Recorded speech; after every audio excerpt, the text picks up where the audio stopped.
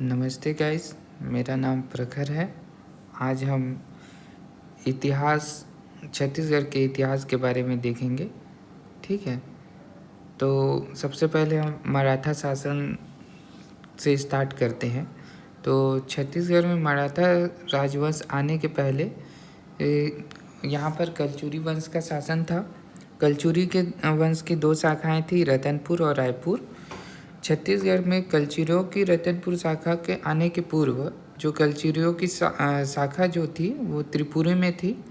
ठीक है, इसके आगे हम इसको चार्ट के रूप में भी समझ सकते हैं कि ये जो कलचुरी राजवंश था तो इसका रतनपुर शाखा जो था वो इससे पहले इसमें त्रिपुरी में था, और ये रायपुर शाखा जिसे लहुरी शाखा के नाम से भी जाना जाता था। इसमें त्रिपुरी शाखा में के जो शासक हुए वो 1675 से 1689 तक शासन किए, जिनका नाम रंजीत साय था। इनके 3 पुत्र थे, तखत सिंह, सिरदार सिंह, रघुनाथ सिंह। 1689 से 91 तक इनका शासन था। उसके बाद 1691 से 1712 तक इनके बेटे राजसिंह ने शासन किया। इनके राजसिंह के बेटे विश्वनाथ हुए, और इनके जो दूसरे बेटे थे सिरदार सिंह वो 1712 से 32 तक किए, और रघुनाथ सिंह जो तखत रंजीत साय के तीसरे बेटे थे ये 1732 से 1741 तक शासन किए। रतनपुर से अलग होकर रायपुर की शाखा जो बनी उसे लौरी शाखा के नाम से जाना जाता है। इसको मैं पहले ही बता चुका हूँ। रंजीत साय की मृत्यु के पश्चात उनके बेटे तखत सिंह को उत्तराधिकारी बनाया गया। इसके नाम से एक नगर का बनाया गया जिसे तखत पुर भी कहते हैं। ठीक है, तखत सिंह निसंतान थे, इसलिए उन्होंने एक ब्राह्मण बड़गैया से अपनी पत्नी की नियोग प्रथा करवाई, तो उनको एक पुत्र की प्राप्ति हुई, और पुत्र का नाम राजसिंह था। ठीक है, यहाँ तक क्लियर हो गया होगा। अब हम आगे चलते हैं। यह और जो यह जानकारी हमें कहाँ से मिल रही है, पंडित शिवदत्त शास्त्री की बुक जो है इतिहास समुच्चय और रतनपुर इतिहास समुच्चय से मिलती है। तखत सिंह का मृत्यु के पश्चात राजसिंह शासन संभालते हैं तथा अपने नाम पर राजपुर नगर बसाते हैं, जो वर्तमान में जूना शहर के नाम से जाना जाता है। राजसिंह ने रतनपुर में बादल महल, सतकंडा महल का निर्माण करवाया था। इनकी पत्नी का नाम कजरा देवी था। ठीक है, और उनको समर्पित करने के लिए उन पर समर्पित एक इनका जो बादल महल और सतकंडा महल का निर्माण करवाया था। ठीक है, राज सिंह के पुत्र विश्वनाथ सिंह को इस बात का पता चल गया था कि वो कलचुरी वंश के नहीं हैं, बल्कि वे नियोग प्रथा से उत्पन्न संतान है, इसलिए उन्होंने आत्महत्या कर ली। यहाँ पर ध्यान देने योग्य बात यह है कि मोहन सिंह कभी भी ना रायपुर शाखा के और ना ही कभी रतनपुर की शाखा के शासक बने। ठीक है, अब राज सिंह का कोई उत्तराधिकारी नहीं बचता है, इसलिए मोहन सिंह राज सिंह की चापलूसी करने लगते हैं। और फिर कलचुरी वंश की एक प्रथा रहती है कि जो भी मृत्यु के समय जिस भी व्यक्ति को अपना मुकुट पहना दिया जाता है वो राज्य का उत्तराधिकारी बन जाता है। तो यहाँ पर क्या होता है कि मोहन सिंह जो है को उत्तराधिकारी घोषित कर देते हैं राज सिंह, लेकिन क्या है कि राज सिंह की मृत्यु के पश्चात जो मोहन सिंह हैं वो शिकार करने गए हुए रहते हैं, और शिकार करने गए हुए रहते हैं। तो वहाँ पर मृत्यु के समय राज सिंह अपना मुकुट उतार कर अपने चाचा सिरदार सिंह को पहना देते हैं। अतः जब राज सिंह के उत्तराधिकारी सिरदार सिंह बन जाते हैं। ठीक है, मोहन सिंह इस बात से काफ़ी नाराज होते हैं और इनके खिलाफ षड्यंत्र रचने लग जाते हैं और नागपुर के भोसला शासक के पास चले जाते हैं। सिरदार सिंह भी निसंतान थे, अतः वे अपने मृत्यु के पूर्व अपना मुकुट उतारकर अपने भाई रघुनाथ सिंह को पहना देते हैं। रघुनाथ सिंह रतनपुर के कलचुरी वंश के अंतिम शासक बनते हैं, जिनका शासक काल 1732 से 1741 तक रहता है। जब वे गद्दी पर बैठे तब उनकी आयु लगभग 60 साल की थी। ठीक है, ये बात ध्यान रखने योग्य है। राज सिंह के दरबारी कवि जो थे गोपाल मिश्र थे। उनकी रचनाएं खूब तमाशा, जैमिनी अश्वमेघ, भक्ति चिंतामणि, सुदामा चरित है। ठीक है, और राम प्रताप अधूरी गोपाल मिश्र के पुत्र माखनलाल मिश्र ने पूरा किया। रघुनाथ सिंह का अगर देखें हम तो 1732 से 1741 तक उनका जो शासन काल रहा है उसे मराठा आक्रमण का कारण भी रहा है। रघु जी जो थे उनकी ऋणग्रस्तता, नागपुर के भोसला वंश के शासक थे। इस समय मराठे आक्रमण करने हेतु बंगाल जा रहे थे, परंतु रघु जी भोसला नागपुर की गद्दी पर बैठने हेतु आसपास के राजा जमींदारों से ऋण लिए हुए थे और उनको ऋण का चुकाना था। तो रघु जी ने बंगाल जाते जाते सबसे पहले छत्तीसगढ़ में आक्रमण कर दिया ताकि वो अपनी ऋणग्रस्तता से जो गुजर रहे थे उसको कम कर सकें। और रतनपुर क्षेत्र का उपजाऊ होना भी रहा है इसका काम महत्वपूर्ण कारण। इस क्षेत्र में फसल अनाज बहुत अधिक मात्रा में मिलते थे। ठीक है, वो वहाँ पे बस अपना खर्च निकालने के लिए आक्रमण किए थे और मीर हबीब का आमंत्रण भी हुआ था। तो जो बंगाल शासक अली वर्दी खां अपनी स्वतंत्र सत्ता चला रहे थे, मराठा शासकों को ना तो कर देते थे ना ही कोई पैसा देते थे। मीर हबीब नामक व्यक्ति बंगाल का शासक बनना चाहता था, अतः वह भोसला शासक रघुजी प्रथम को अली वर्दी खां के खिलाफ भड़काता रहा। और फिर राज परिवार में फूट भी एक बहुत बड़ा कारण रहा।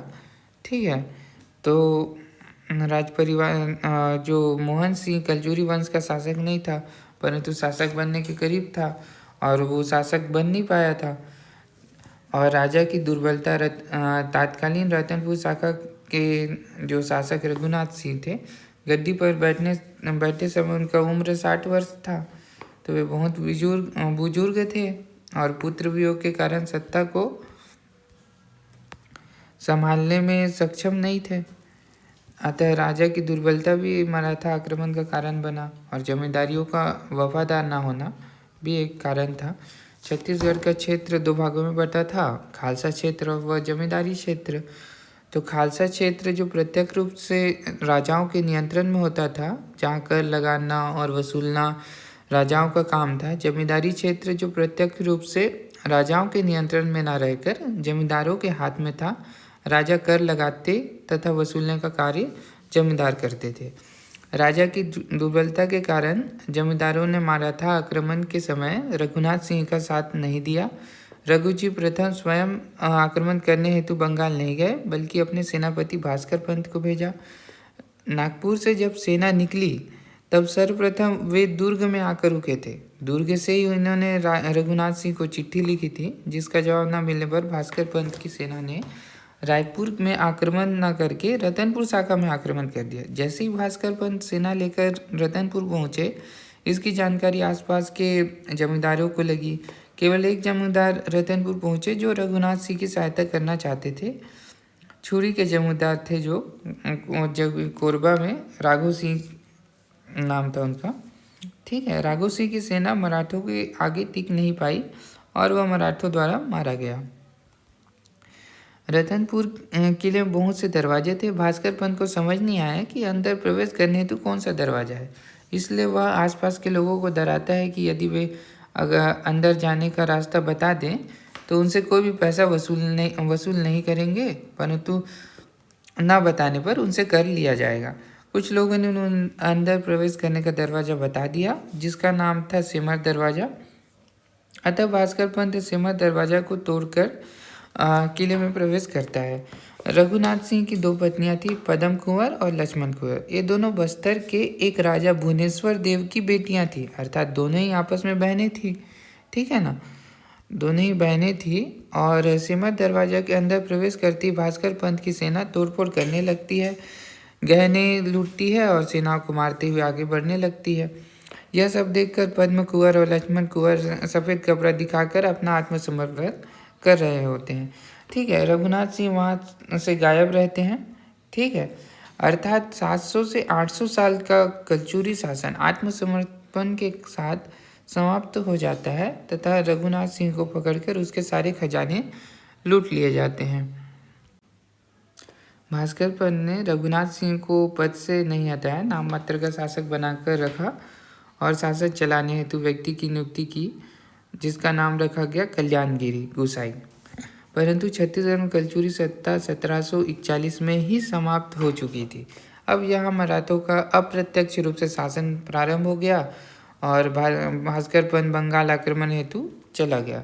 1744 में भास्कर पंत और अलीवर्दी खां संधि कर लेते हैं। अलीवर्दी खां एक निश्चित राशि कर के रूप में देने हेतु भास्कर पंत से संधि करते हैं। भास्कर पंत जब वापसी हेतु निकलता है और बंगाल उड़ीसा सीमा पर मनकुटा नामक स्थान पहुंचता है, तब वहां अलीवर्दी खां के सैनिक भास्कर पंत पर आक्रमण कर देते हैं तथा 1744 में ही भास्कर पंत की हत्या कर देते हैं। जैसे ही यह सूचना रघुजी भोसले और रघुनाथ सिंह के पास पहुंचती है तो रघुनाथ सिंह के मन में फिर से लालच जागता है।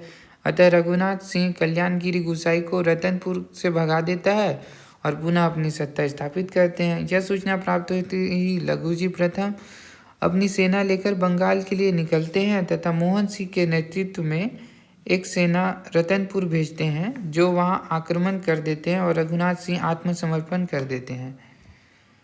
रघुनाथ सिंह को 1745 में उनके पद से हटा दिया जाता है तथा 1745 में ही रघुनाथ सिंह की मृत्यु हो जाती है। अब रघुजी भोसले मोहन सिंह को रतनपुर शाखा का प्रबंधक नियुक्त करते हैं। 1745 नियुक्त करते हैं, ठीक है, लेकिन शासक नियुक्त नहीं करते, प्रबंधक करते हैं। छत्तीसगढ़ में मराठों का प्रत्यक्ष शासन प्रारंभ होने तक मोहन सिंह प्रबंधक के रूप में कार्य करते हैं। और रायपुर शाखा की बात करें तो रायपुर शाखा में अमर सिंह 1750 तक इनका कार्यकाल देखते हैं। रायपुर की कलचुरी शाखा का अंतिम शासक रहे। रघुजी भोसले की महत्वाकांक्षा अब बढ़ने लगती है कि रायपुर की कलचुरी को भी अपने अधीन कर लें। अतः 1750 में मराठे अमर सिंह को अपने नियंत्रण में ले लेते हैं। अमर सिंह नागपुर की सत्ता को स्वीकार कर लेते हैं। अमर सिंह को शासन हेतु 3 क्षेत्र दिया जाता है: रायपुर परगना, राजिम परगना, पाटन परगना। कलचुरी काल में परगने का अर्थ है 84 गाँव का समूह।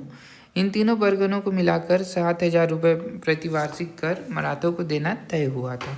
1752 से 53 में अमर सिंह की मृत्यु हो जाती है। मृत्यु के समय इनके पुत्र शिवराज सिंह तीर्थ यात्रा पर गए हुए थे, तो मराठे इस बात का फायदा उठाकर इन तीनों परगनों को रायपुर, राजिम, पाटन को हड़प लेते हैं। शिवराज सिंह के वापस आने पर नागपुर शासक उन्हें बड़गढ़ परगना, महासमुंद के आसपास का क्षेत्र जो था, शासन करने हेतु प्रदान करते हैं तथा हर गांव में 1 रुपये कर वसूल कर सकते थे। रायपुर के कलचुरी शाखा के अंतिम शासक अमर सिंह थे, न कि शिवराज सिंह। ठीक है, अब छत्तीसगढ़ में मराठा शासन हम अगले वीडियो में देखेंगे। ठीक है, आपका